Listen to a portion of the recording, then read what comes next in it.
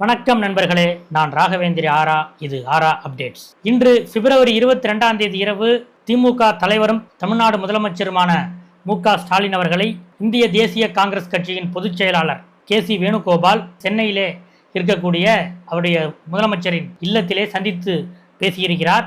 இந்த சந்திப்பின் மூலம் கடந்த சில மாதங்களாக நிலவி வந்த திமுக காங்கிரஸ் இடையிலான அந்த கூட்டணி போர் கிட்டத்தட்ட முடிவுக்கு வந்துள்ளது என்று சொல்லலாம். பிப்ரவரி 22 முதல் திராவிட முன்னேற்ற கழகம் அது அமைத்த கூட்டணி பேச்சுவார்த்தை குழு கூட்டணி கட்சிகளை சந்திக்கும் என ஏற்கனவே அறிவிக்கப்பட்டிருந்தது. அந்த அடிப்படையில் பிப்ரவரி 22 காலை அறிவாலயத்தில் முதல் கட்சியாக இந்திய யூனியன் முஸ்லீம் லீக் கட்சி டி.ஆர். பாலு அவர்கள் தலைமையிலான திமுக பேச்சுவார்த்தை குழுவை சந்தித்தது. அந்த பேச்சுவார்த்தையில் அதாவது எங்களுக்கு கலைஞர் காலத்தில் 6 சட்டமன்ற தொகுதிகள் திமுக எங்களுக்கு கொடுத்தாங்க. ஆனால் அதுக்கப்புறம் அது கொஞ்சம் கொஞ்சமாக குறைக்கப்பட்டது. இந்த முறை எங்களுக்கு 5 சட்டமன்ற தொகுதி ஒதுக்க வேண்டும் என்று முஸ்லீம் லீக் தரப்பிலே கோரிக்கை வைக்கப்பட்டது. 5 என்பது பிறகு 4ஆக அந்த வேண்டுகோள் கொஞ்சம் இறங்கி வந்திருக்கிறார்கள்.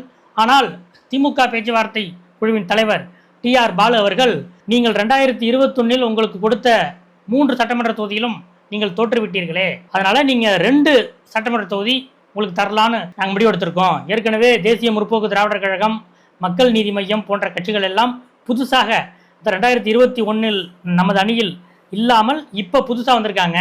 அவங்களுக்கும் நம்ம சீட் கொடுக்கணும்ல, அதனால ஏற்கனவே வாங்கிய சீட்டுகளில் இருந்து ஒன்றை குறைத்துக் கொள்ளலாமே என்று முதல் கட்ட பேச்சுவார்த்தையில் டி.ஆர். பாலு சொல்லியிருக்கிறார்.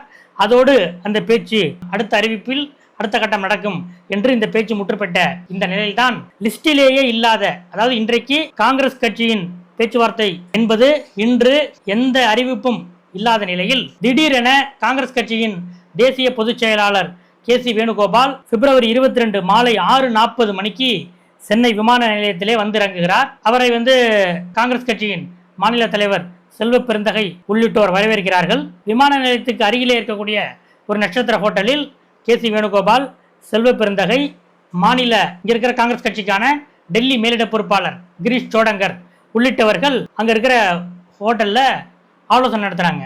ஒரு ஆலோசனையும் இல்லை. முதலமைச்சர் ஸ்டாலின் 8 மணிக்கு மேல் உங்களை அழைப்பார், நீங்கள் அவரது வீட்டுக்கு போய் அவரை பார்த்து பேசுங்கள் என்பதுதான் கே.சி. வேணுகோபால் அவர்களுக்கு டெல்லியிலே இடப்பட்ட உத்தரவு. அதாவது மேடம் சோனியா காந்தி அவர்கள் இட்ட உத்தரவு.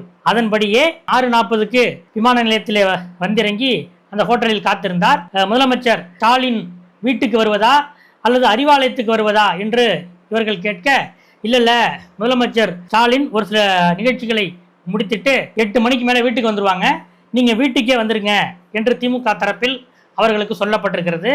அந்த அடிப்படையில் ஹோட்டலிலேயே கே.சி. வேணுகோபால் காத்திருந்தார்.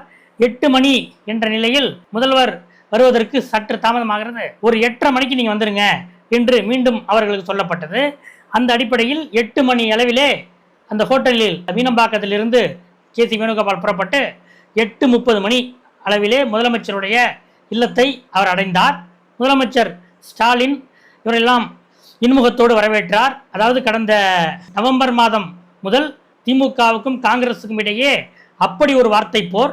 அதாவது ஒரு பக்கம் ஆட்சியில் பங்கு, அதிகாரத்தில் பங்கு என காங்கிரஸ் கட்சியின் எம்பியான மாணிக் தாக்கூர், அவர் மட்டுமல்ல ராகுல் காந்திக்கு மிக நெருக்கமானவர் என்று கருதப்படும் திரு பிரவீன் சக்கரவர்த்தி ஆகியோர் அவ்வப்போது தொடர்ந்து மீடியாக்களிலே இது பற்றி பேசிக்கொண்டே இருக்க, அவர்களுக்கு சரமாரியாக திராவிட முன்னேற்ற கழகத்தின் அமைச்சர்கள், சட்டமன்ற உறுப்பினர்கள், மாவட்ட செயலாளர்கள் என பலரும் அவர்களுக்கு பதிலடி கொடுத்தார்கள். ஒரு கட்டத்தில் அமைச்சர் ராஜகண்ணப்பன் ஒருத்தர் 2 பேர் இருந்துகிட்டு உசுர வாங்குறீங்களே என்று காங்கிரஸ் கட்சியை விமர்சித்தார். இன்னொரு பக்கம் மதுரையைச் சேர்ந்த சட்டமன்ற உறுப்பினர் தளபதி அவர் ஒரு தொகுதிக்கு 3000-4000 ஓட்டு தான் வச்சிருக்கீங்க, நீங்களாம் எங்களை பற்றி இப்படி பேசலாமா? வர்ற தேர்தலில் மாணிக் தாக்கூர், ஜோதிமணி இவங்களுக்கெல்லாம் எம்பி சீட்டே நம்ம கூட்டணியில் கொடுக்கக்கூடாது என்று வெளிப்படையாக பேசினார். இப்படியாக ஒவ்வொரு நாளும் பொழுதும் திமுக காங்கிரஸ் இடையிலான வார்த்தை போர்கள் முற்றியிருந்த இந்த நிலையில்தான் கடந்த பிப்ரவரி 17 வேணுகோபால் சென்னை வந்தார். அங்க எதுக்காக அவர் வந்தார்னா, இந்த 100 நாள் வேலை திட்டம் அது பற்றிய பாத யாத்திரை போராட்டம், அதோடு சென்னை அண்ணா நகர் அருகே உள்ள முகப்பேரிலே மாநில காங்கிரஸ் கட்சிக்கு புதிதாக நியமிக்கப்பட்ட மாவட்ட தலைவர்கள் அவர்களுடைய சந்திப்புக்காக தான் அவர் வந்தார். கிட்டத்தட்ட 77 மாவட்ட தலைவர்களில் 50க்கும் மேற்பட்டோர் திமுக கூட்டணியை நாங்கள் விரும்பவில்லை, திமுக எங்களை கடந்த 5 ஆண்டுகளில் எந்த விதமான மரியாதையும் எங்களுக்கு அளிக்கவில்லை, எனவே இந்த திமுக கூட்டணியை நாங்கள் விரும்பவில்லை, அப்படி இந்த கூட்டணி அமைத்துதான் ஆக வேண்டும் என்றால் நாம் ஏற்கனவே போட்டியிட்டதை விட மிக அதிகமான இடங்களை நாம் கேட்க வேண்டும் என்ற ஒரு மனநிலையில் தான் புதிதாக நியமிக்கப்பட்ட மாவட்ட தலைவர்கள் இருந்தனர். இதுல ஒரு சிலர் என்னன்னா, அவரவர்களுடைய மாவட்டங்களிலே சர்வே நடத்தி, அதாவது காங்கிரஸ் கட்சி எந்த கட்சியோடு கூட்டணி அமைக்க வேண்டும் என்றெல்லாம் சர்வே நடத்தி அந்த சர்வே முடிவுகளையும் தங்கள் கையோடு அவர்கள் எடுத்து வந்திருந்தனர். இதையெல்லாம் வேணுகோபால் முன்னிலையிலே நாம் பேச வேண்டும் என்ற திட்டத்திலே அவர்கள் இருந்தார்கள். ஆனால் கடந்த பிப்ரவரி 17 வேணுகோபால் வந்தார்.